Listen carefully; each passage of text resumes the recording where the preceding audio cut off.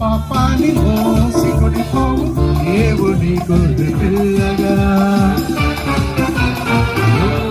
పాపాన్ని మోసి కొనిపోవు దేవుని గొర్రె పిల్లగా.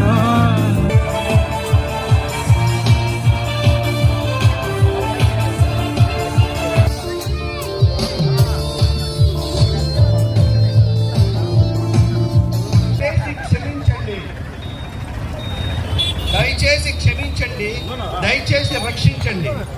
ప్రజలు యేసును రాజుగా చూశారు, కానీ దేవుని ఆయన్ని ఆత్మీయ రక్షకునిగా పంపాడు.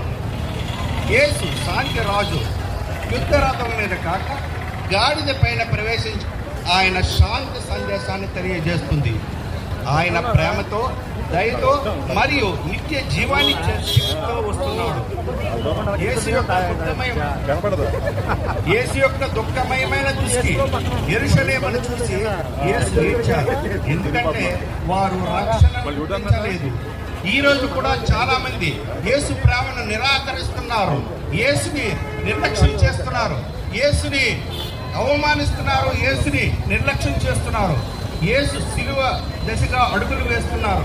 పాము సందేశం ఆనందంతో మొదలై గుడ్ ఫ్రైడేతో కష్టాల వైపు తీసుకుపోతుంది. ఇది మన రక్షణ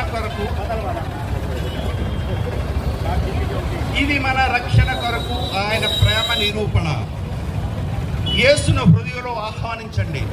సర్వజనులారా ఆయన స్తుతించండి, ఆయన ఆరాధించండి, ఆయన గణపరచండి.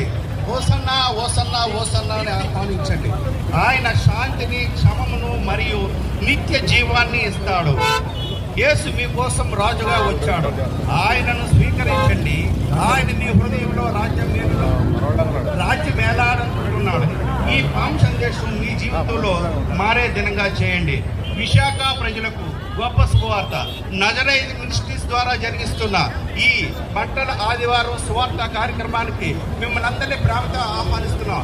మీరందరూ కూడా మాతో ఈ సువార్త ర్యాలీలో పాల్గొని దైవాశీస్సులు పొందవలసిందిగా ప్రతి ఒక్కరిని మేము ఆహ్వానిస్తున్నాం. దయచేసి మీరందరూ రావాల్సిందిగా, ఈ ర్యాలీలో పాల్గొని మీరు దేవుని యేసుని కృపను పొందుకోవాల్సిందిగా ప్రభు అయిన యేసు నామములో మీకు ఆహ్వానాన్ని పలుకుతున్నాం. హల్లెలూయా, ప్రైజ్ ది లార్డ్.